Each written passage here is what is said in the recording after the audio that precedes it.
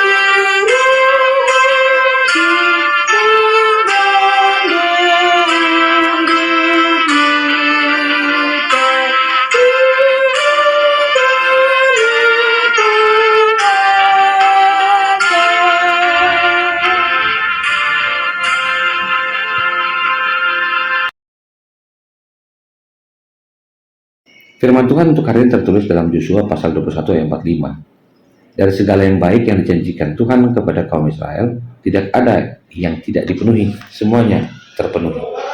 Demikian firman Tuhan.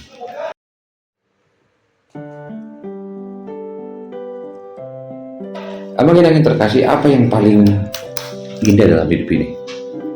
Adalah janji. Dalam hal tertentu, bahkan janji diharapkan untuk tidak bisa dihindari. Ketika seorang memangku sebuah jabatan, janji pun harus dilakukan. Bahkan dalam sebuah pernikahan, proses perjanjian nikah juga dilakukan dalam protokol. Perjanjian itu tidak bisa dipungkiri bahwa semuanya adalah proses di mana kita hadir dan kita tahu bahwa janji itu suatu hal yang mengikat. Kita hidup dalam dunia yang dibanjiri dengan janji. Dalam dunia sosial pun banyak janji yang disampaikan. Dalam kontestasi pemilihan di masyarakat juga demikian. Dan di dalam perjanjian itu ada proses syarat yang harus diselesaikan. Dan proses itu harus dilakukan. Jika tidak, mendapatkan sanksi sosial.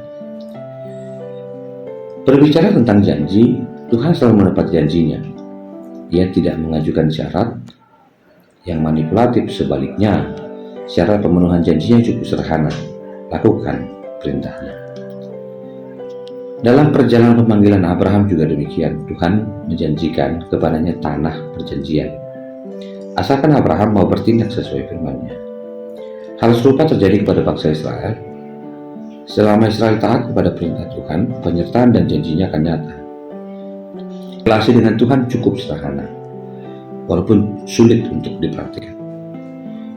Kita berhubungan dengan janji Tuhan, hidup dalam ketaatan. Kita akan mendapatkan hak jika sudah melaksanakan kewajiban. Jika kita mengklaim janjinya, maka perintahnya pun harus dieksekusi.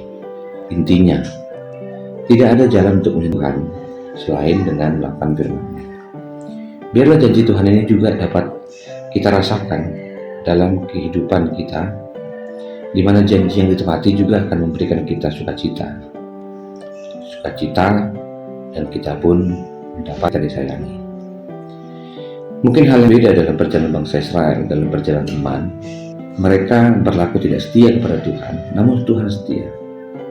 Kesetiaan Tuhan untuk menunggu setiap orang bertobat dan berbalik kepada. Ada dua hal yang perlu kita lakukan merespon kesetiaan Tuhan adalah bersyukurlah untuk hari ini, dan kedua, hormati kesetiaannya. Hanya orang-orang setialah yang tahu harga sebuah kesetiaan. Dan setiap terbesar dari kebaikan Tuhan, Dia memenuhi syarat itu. Syaratnya adalah Ia memberi tempat ke dirinya untuk diberkati dan dicukupkan Tuhan untuk melakukan yang Tuhan inginkan. Bila hari ini juga pertanyaan yang sama kepada kita, apa yang dijanjikan Tuhan pasti akan dipenuhinya. Janji Tuhan kepada kita adalah hidup di dalam kemerdekaan, hidup dalam sukacita, hidup dalam berkat, dan hidup dalam masa depan yang telah dipersiapkan Tuhan. Pada akhirnya, kita akan kembali ke rumah Tuhan dengan sukacita bahwa kita pun dipelihara dan kita pun dijaganya.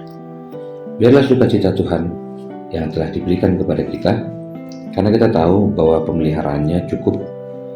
Bahkan janji Tuhan kepada kita tidak pernah terlambat. Bayangkan jika janji Tuhan terlambat, segala sesuatunya pun akan tidak baik-baik saja. Biarlah janji Tuhan kepada kita adalah satu syarat bagi kita untuk tidak pernah meninggalkannya. Secara khusus tidak pernah meniadakannya, untuk terus beribadah, bersyukur dan berkarya untuknya. Biarlah firman Tuhan ini menjadi satu jaminan kepada kita. Jika Tuhan telah memanggil Abraham, anak cucunya pun dipeliharanya. Tuhan memberkatimu, Tuhan menyertai.